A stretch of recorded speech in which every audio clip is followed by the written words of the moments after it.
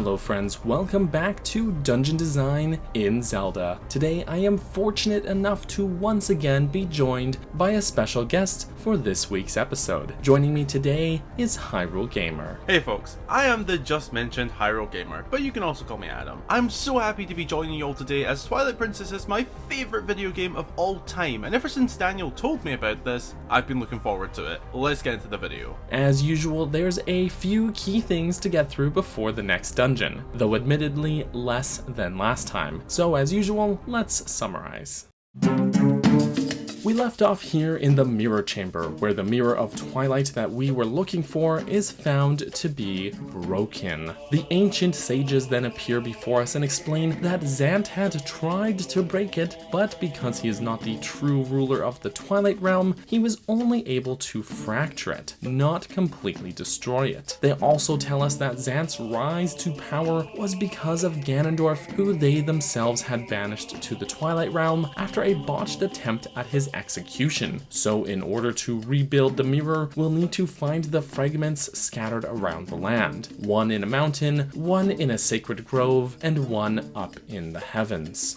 Just as before, we'll find a clue about where to go next over at Telma's bar. Ashe, who we'd met previously, has headed up to the Snowpeak Mountains to investigate some disturbances. We'll find the entrance to Snowpeak in Zora's domain, and sure enough, she'll be there at the base of the mountain. She explains that a beast that lives on the mountains has been seen coming and going at Zora's domain. However, she can't navigate the ongoing blizzard on the mountain trail, therefore halting her progress. Instead, she gives us a sketch she made of the beast, which depicts it holding a red fish. If we show this sketch to the various Zora around the domain, they'll all recognize the beast and comment on the fish, noting that it's a reek fish, a rare specimen found only in Zora's domain. Supposedly, the reek fish is very difficult to catch, with the Zora all stating that only the Prince Rayless has been successful at doing so. The same Prince Rayless who we previously escorted to Kakariko. So if we return to Kakariko village, we can find Rayless over at his father's grave. When we show him the sketch, he'll also recognize the beast, and he reveals how he's been able to successfully catch them. He gives us his earring, which is made of a special coral that attracts the fish. We can return to the domain, and by using the earring as a fishing hook, we can catch ourselves a reek fish. Sniffing the fish in wolf form allows us to learn the new scent. Then we can follow the scent trail left behind from the reek fish that the beast of the mountain had caught, and this will allow us to navigate the blizzard at Snowpeak.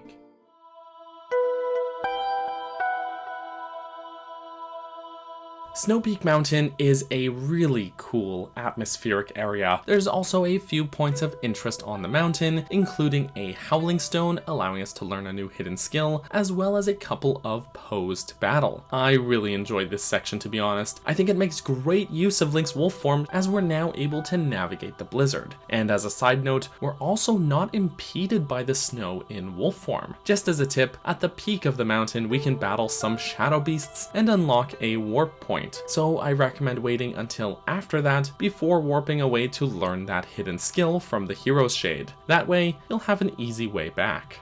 Here at the mountain peak, we'll meet Yeto, a Yeti. Turns out he's a friendly one, and even capable of speech. He asks us what we're doing so far up the mountains, and when we tell him that we're seeking out the Mirror of Twilight, he says that he actually has the mirror piece back at his house, and that looking into the mirror made his wife ill. This is why he went to Zora's domain, to catch a fish to make soup for her. What a nice fella. He'll show us how to snowboard down the mountain, and at the end of this long sloping course, we'll find his home, the dilapidated remains of some enormous mansion. So let's head into the dungeon.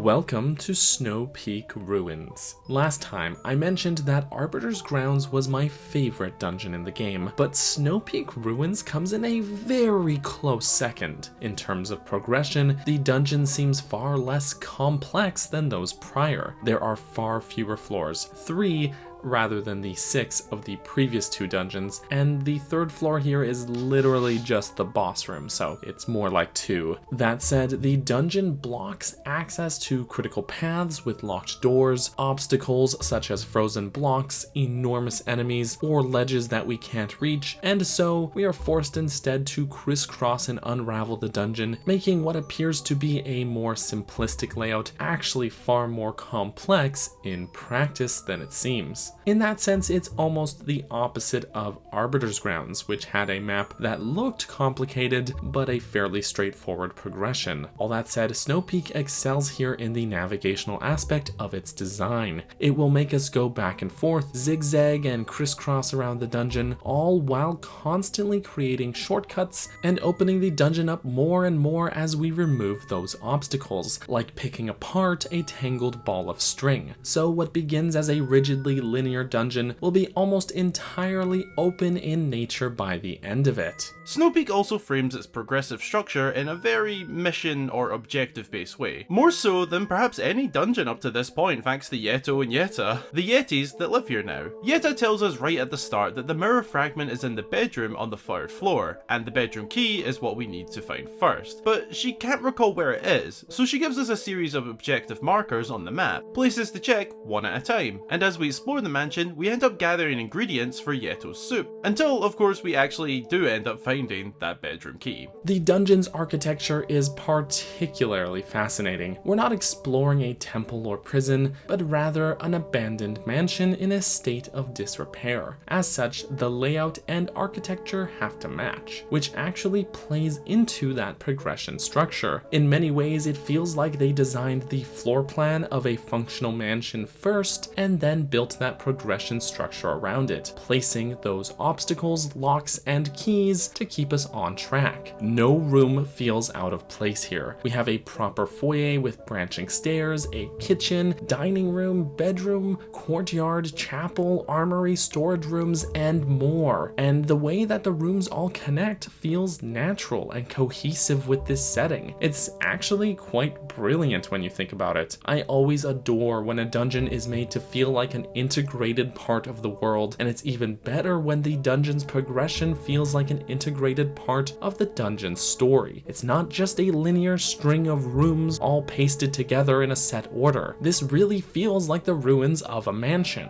Another great part of its appeal is that there's a lot of mystery surrounding this place. Why would there be a mansion in the middle of a snowy mountain gorge? Who lived here? Was this a military installation? Training ground for soldiers? Or perhaps a noble person's old home? Even perhaps Ashe's or her family's? It's all a mystery, and a lot of the ruins design just opens up more questions than answers, which is one of the reasons I personally love it as a dungeon. It's my favourite in the game. We can find various paintings around the manor that show important locations such as the Sacred Grove, Arbiter's Grounds, City in the Sky, the castle, and even Ordon Ranch is here. There's also portraits of Rotella, the Zora Queen, and this mysterious figure who some believe to even be Rauru, the ancient sage. It's really strange to think that someone would have these paintings. Some are more common places, like the ranch, but City in the Sky is a location we haven't been to yet, and is incredibly difficult for most people to reach. There's also this crest all over the place. It's found in just about every room, and depicts a pair of rapiers crossed over a shield with a pair of wings. The wings call to mind the Hylian royal crest, but the rest of this design is very distinct otherwise. Most likely a family crest or signet of whoever once occupied this place. Something worth noting is that this crest is found in a particular cave as well as in Hyrule Castle itself. Though it's not the Hylian royal crest, this certainly draws a connection to the royal family, lending credence to the idea of some nobles having once occupied this space. What is interesting though is the vast armories here in the mansion, along with the huge open courtyards, also supporting the idea of this having been a stronghold or training ground for Hylian soldiers, perhaps being what this sigil was meant to represent. So we have a lot of mystery and a lot of room for speculation, but just like with Arbiter's Grounds, that is all part of the appeal and the charm of this place.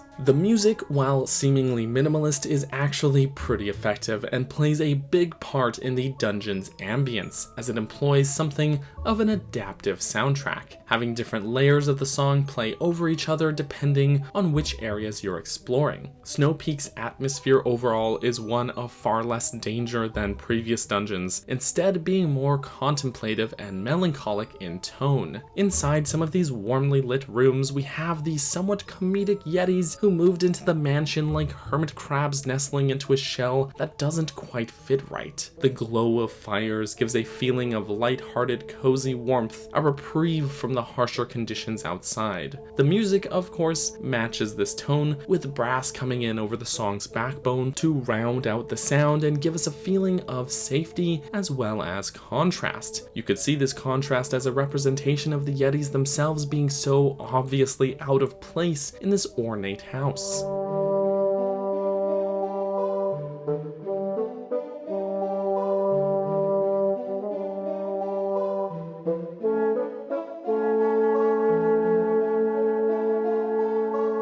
As we move into the abandoned rooms of the mansion in their heavy state of disrepair, with crumbled walls and broken windows allowing snow to billow in and ice to layer over the floor, the music also shifts, dropping the brass and instead pulling in the more poignant sounding high-pitched bells and chimes, with intense echoes and reverb, which of course just embodies the sound of ice.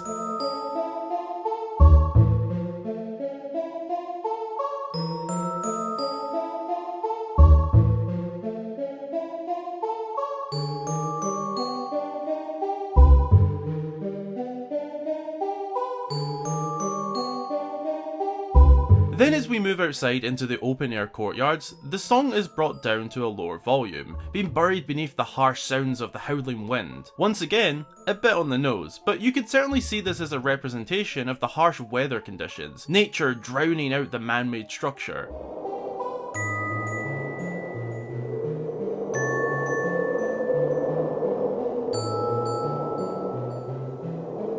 While it may not be the best piece of dungeon music in the game, it is undeniably well crafted and fits the dungeon perfectly. Clearly, a lot of thought was put into how this dungeon should feel and how the sound should shape that feeling for the player to really be immersed and experience the dungeon as intended. Alright, let's talk about the progression. We'll, naturally, enter through the dungeon's foyer, being the most foyer of any dungeon foyer we've ever entered through. There's 2 rounded staircases leading up to the 2nd floor. However, they're both obstructed at this time. This room already gives us a taste of the state of disrepair that the dungeon is in. The ceiling is partially collapsed, there's debris blocking portions of the room off, and ice covering sections of the floor. There's a to battle here, but otherwise for the time being the only place to go is through the doors on the 1st floor. We'll find ourselves at Yetta's hearth. Yetta has made herself comfortable leaning on the toppled over furniture that clearly wasn't designed for Yetis. She'll beckon us over, and when we speak with her, she'll tell us that because the mirror was causing problems for them, including her being sick, they locked it away in the 3rd floor bedroom. She gives us the dungeon map and places an objective marker on the map telling us that this is where she thinks the key is, but she admits that her head feels blurry from the fever. This room actually has 4 doors, including the one we just entered from. However, both the northern and western doors are locked, so the only way to go through is through the eastern door as directed. This will bring us into the kitchen where Yeto is making his soup. We can actually sample some of the soup at any time and it refills hearts. Just make sure you have an empty bottle to keep it in. Good soup. In the very back corner of this room, we'll also find Uka. Oka? I'd never know. If Arbiter's Grounds was the latest into the dungeon that we'd found her, this is the earliest up until this point. The next door takes us into this sliding block puzzle room, which I suppose was originally some kind of storage room. There's a frozen switch in the center of the room, so ignore that for now. Instead, we'll want to push these blocks to press down this switch. This puzzle isn't too tricky as long as you keep in mind that you can use one block to halt the other one like so. This switch unlocks one of the doors in this room, so we can head on through. This takes us straight into a wall that we can actually dig under and will emerge in the the main courtyard. In a way, the courtyard actually acts like the dungeon's central room, as most of the dungeon branches off from or connects to here. But for now, there's some barriers in place preventing us from exploring most of it. There's some wolfos to battle, much like we did while ascending up the mountain. We'll find a chest with some cash and another chest half buried in the snow. We can dig it up and we'll find our first small key. The only way to go is through this side door here, though you can also climb through the window and we'll find a locked door. There are some new enemies here called mini freezards, which can be a nuisance when sliding on ice, but a well-timed mortal draw will get them out of the way easily. We can spend that key, head through this short hallway, and we'll emerge into this room at the very northeastern corner of the map, which Yetta told us had the boss key. We'll be ambushed by a pair of new enemies called Chilfos. By using any hidden skill should make short work of them. Then this gate will unlock and we can open up this chest. Of course, this isn't the boss key, it's actually a pumpkin. Great. Thanks, Yetta. Even Mytha will remark on this and suggest we return to Yetta. We don't really have to backtrack much, however, since the next room provides a shortcut back to the sliding block room. We can give the pumpkin to Yeto to add to his soup. Got soup. And then talk to Yetta again. She'll give us another map marker, this time in the northernmost room of the first floor, and she'll unlock the northern door of this room as well. Heading through, we'll emerge into the other half of the main courtyard. The door to that northern room is blocked off by a large freezard. These guys are far more imposing looking than their N64 counterparts, and we can't use our sword to defeat them, so we'll have to explore around a bit more rather than heading straight for the map marker. The door to the west is also locked, but we can hop through the window in the northwest corner and we'll emerge into this room which appears to be an armory. We'll want to take this cannonball and make our way to the other end of the room with it. Again, watch out for the mini freezards. We'll find a cannon at the other end of the room, and if you can't figure out what to do with it, there's some instructions on the wall, though time has taken their toll on them a bit. Anyway, load in the cannonball, then use a bomb to set off the cannon, and it will destroy the ice barriers blocking the path, revealing the next door. We'll find ourselves in this room where the floor has almost all been destroyed, so we'll have to carefully hop across these wooden beams, after which we'll find this chest which contains the compass. Great. This gives us a couple of hints as to where to go next, since the compass reveals the location of cannonballs and treasure chests on the map. Sure enough, taking a look at the map, we'll see that there was a chest that we missed out in the courtyard. It's a short backtrack, and in wolf form, we can dig in the snow to unbury it, and we'll get another small key. At first, I was thinking this chest seemed a bit too well hidden, but then after some thought, I realized that between digging up a chest on the other side of the courtyard earlier and the compass showing this chest's location, it really shouldn't be too difficult for players to unearth this one. Besides, I had no trouble finding it myself, so that's worth something, maybe, right? Anyways, now that we have that key, we can unlock the western side door. The hallway here branches into two directions. However, both directions are dead ends at this point, as there's a block in the way to the south and a freezard at the top of the ladder to the north. However, we'll find some more cannonballs here. We can use this mechanism to bring a cannonball back, and there's actually a cannon in the center of the courtyard here, just like the one we saw earlier. We can load in the cannonball, rotate the cannon to aim it, and fire away straight at the freezard blocking the north door. Satisfaction.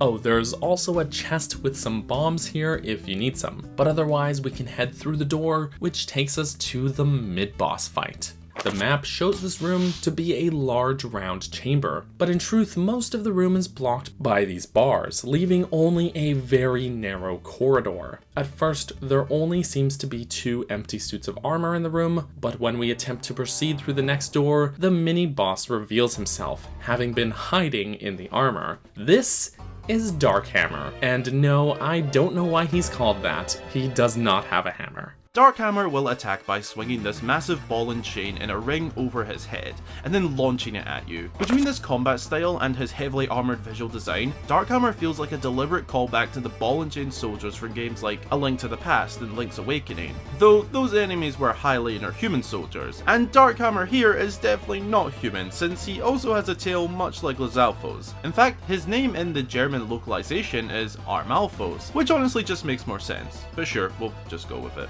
And hey, as someone who's learning German, this is going to be very, very useful to know. I'm sure I'll find a way to bring it up in day-to-day conversation. Thanks for writing that one into the script, Daniel. I appreciate it. In order to take him down, we'll need to avoid that ball and chain and strike his tail, which is his weak spot. That means the backslice is going to be a very useful technique in this fight. Alternatively, you can claw shot to the ceiling to try to get behind him. You'll also get an opening to attack after he launches the ball and chain, as long as you successfully avoid getting hit. Keep at him, and once he's defeated, we'll be able to pick up his weapon and claim it as our own. This is the dungeon item, the ball and chain. This is one of my favorite items in the game. The ball and chain is an incredibly overpowered weapon, but one that is a ton of fun to use. It can be used to plow through most destructible objects with ease, but the trade-off is that its weight slows Link down quite significantly, and it has a pretty lengthy windup and recoil, meaning it's slow to use. That said, the dungeon is going to let us have a lot of fun with this item, and we get to try it out right away. The next room is the one Yetta marked on the map for us, so use the ball and chain to destroy the ice barriers in the way. Opening this chest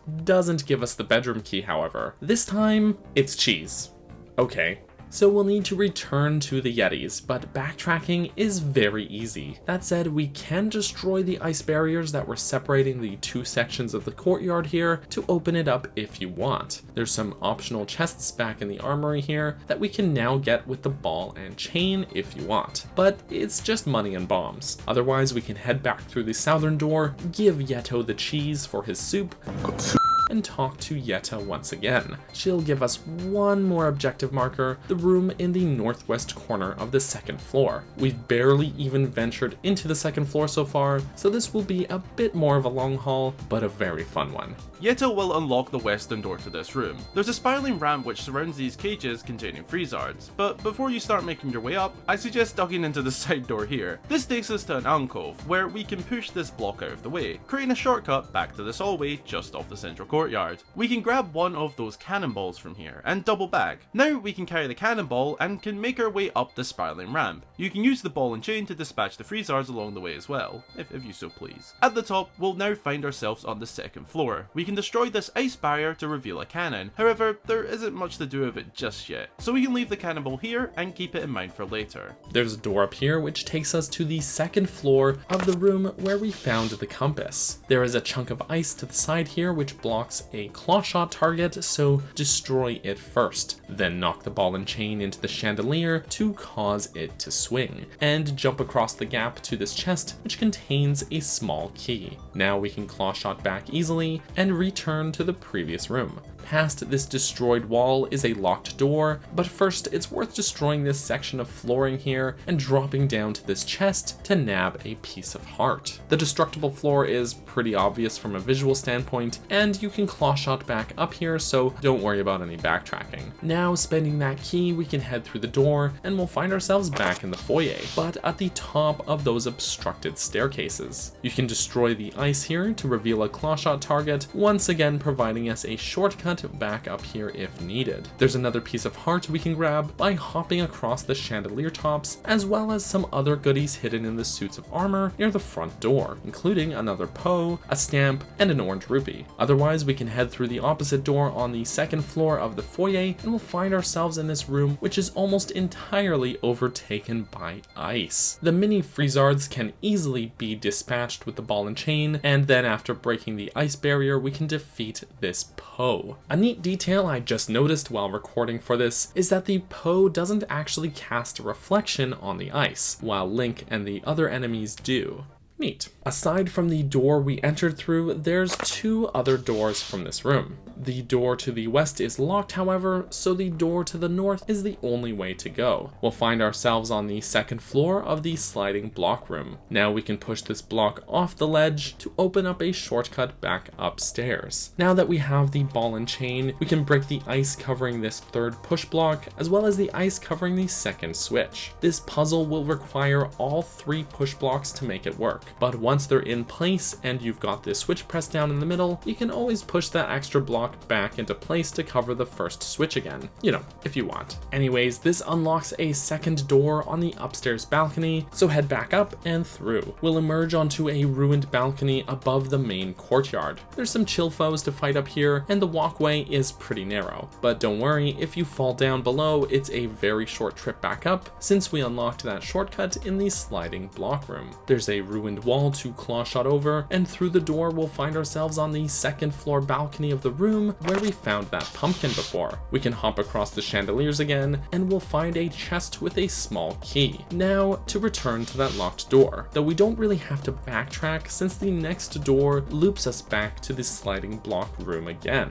So we can head through the southern door and return to this frozen room. Now spinning that key takes us into this room with a pair of freezards. Use the ball and chain to defeat them, then push these blocks to create a passage back to the room with the spiraling ramp. Remember how we brought that cannonball up here before? Now we can use the cannon to launch it, and through the passage we just opened. Then place it into this mechanism and head through the north door. We'll emerge onto this central platform above the courtyard, which has another cannon here. We can bring that cannonball over and launch it at the freezard in the northwest corner, which, if you recall from earlier, was blocking the ladder in the side hallway. Head over there and through the door. This will take us into this chapel room. There's a bit of a combat challenge here as we're ambushed by another group of chill foes. You can use either your hidden skills or the ball and chain to deal with them. Once they're all defeated, we can open this chest and we'll finally have the boss key. I mean, the bedroom key.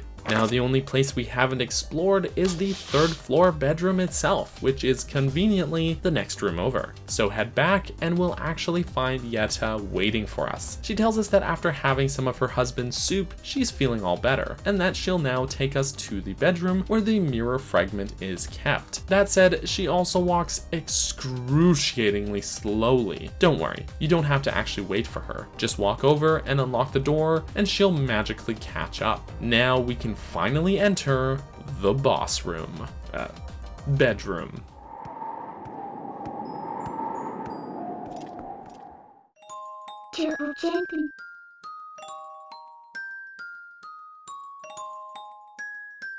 Yetta escorts us into the bedroom and shows us to the mirror piece hanging on the far wall. But as she gazes into it, she starts twitching, fixated on her reflection.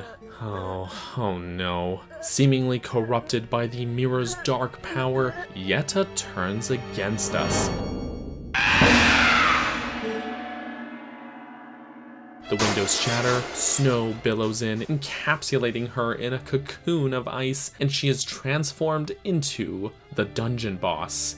This is Blizzetta. Sadly, another case of a being corrupted by dark magic, much like Phyrus. Visually, I really love the design here. Blizzetta's ice cocoon appears to be like some kind of giant ice carving, and the way the reflections are cast on the ice floor, as well as the fog, makes for a great atmospheric battle. The first phase of the battle is really not that difficult. It looks epic, but it's not all that difficult. As she approaches you, simply just use the ball and chain to smash the ice encasing her, and she'll shrink in size with each successful strike. She may send a wave of mini freezards at you, but they're not that much of a threat, to be honest. Keep her at bay with the ball and chain, and the ice will shatter away. Moving us on to the second phase of the battle. Here's where things really pick up. She'll encase herself in a new shell of ice, surrounded by these ice pillars.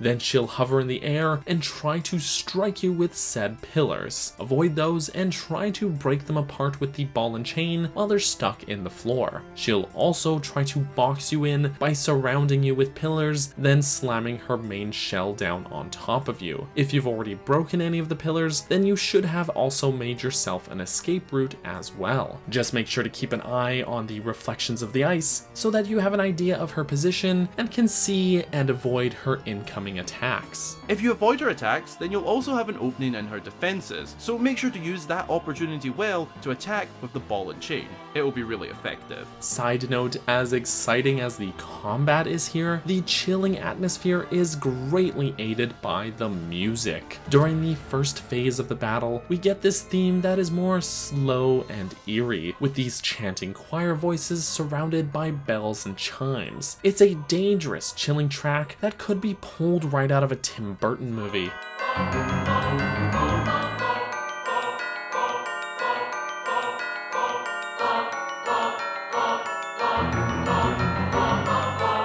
Then as the fight picks up in the second phase, so too does the tempo of the track, accompanied by this intense rising organ.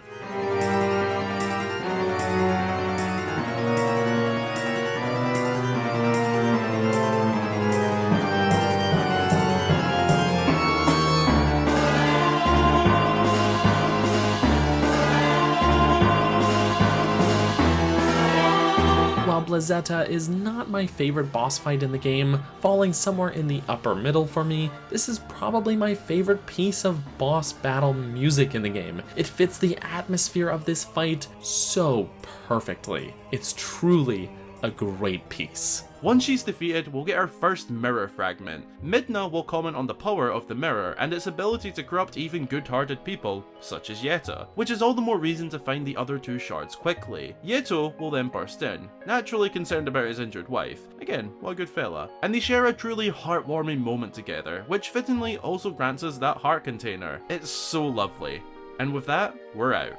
So that's the dungeon. Snowpeak Ruins is one of those standout dungeons that always springs to mind when people talk about the best of the best Zelda dungeons. The eerie atmosphere of a dilapidated mansion being overtaken by the harsh snow outside is executed so perfectly. The dungeon, much like Arbiter's Grounds, makes good use of both Link's Hylian and Wolf forms, and it's littered with little secrets and collectibles all over the place. But where I feel Snowpeak truly excels is how cohesive it feels as an abandoned mansion. Nothing is out of place, and having the rooms laid out in such a way really forced the developers to get creative with how they would structure the progression here, and it works. A few nitpicks though. That one chest buried in the courtyard still bothers me a bit. While I myself didn't have trouble finding it, I also know that I'm very well versed and experienced with Zelda dungeons, and a newer player might get stumped here if they aren't using their map. Not sure if anybody else finds this one to be problematic, but I guess it could just be better telegraphed in my opinion. I also find the mini Freezards to be kind of a nuisance. They're not very threatening, but especially in larger groups, they can be pretty annoying, especially since they don't just hurt you, but freeze you in place momentarily. Once you have the ball and chain, however, then they really aren't a threat. But before that, they can be a real pain. I also kind of wish the two heart pieces found in the dungeon were a bit better spread out. They're found almost one after the other here, so I feel like if one were found sooner in the dungeon, then it could have been a little better pacing wise. But aside from those small gripes, I think the dungeon is nearly perfect. It features a cohesive, interconnected layout, NPCs that are helpful but don't really handhold you, while still giving you some clear objectives. It has a chilling, isolating atmosphere, imposing baddies, and one of the coolest dungeon items in the series. I just love how powerful this thing feels to wield. Snowpeak Ruins is one of the most well-designed dungeons in the series, and I don't say that lightly. Before we sign off, a big special thanks goes to Hyrule Gamer for joining me on today's video. Make sure to go check out his channel for more fabulous Zelda content as well. You'll find a link in the description below. Thanks a ton for having me on today, to both your main man Daniel, Cap Bergerson, and of course all of you lovely folks. It's been an honour, a pleasure, and a fantastic time. And until the next time, I've been Hyrule Gamer. Thank you all so much for watching. Bye-bye! Thank you so much for watching this video. I just wanted to take a quick second to say thank you to the lovely people who support me on Patreon, as well as my channel members, in particular those who supported at the cheese tier or higher, which includes Tetra, Brenda, Justin, Callie, Finley, Grey Mage, Hylian Historian, Gale, Ethan3G, and Clifford. Thank you so much for the support, you guys, and I will catch you all next time. Bye-bye!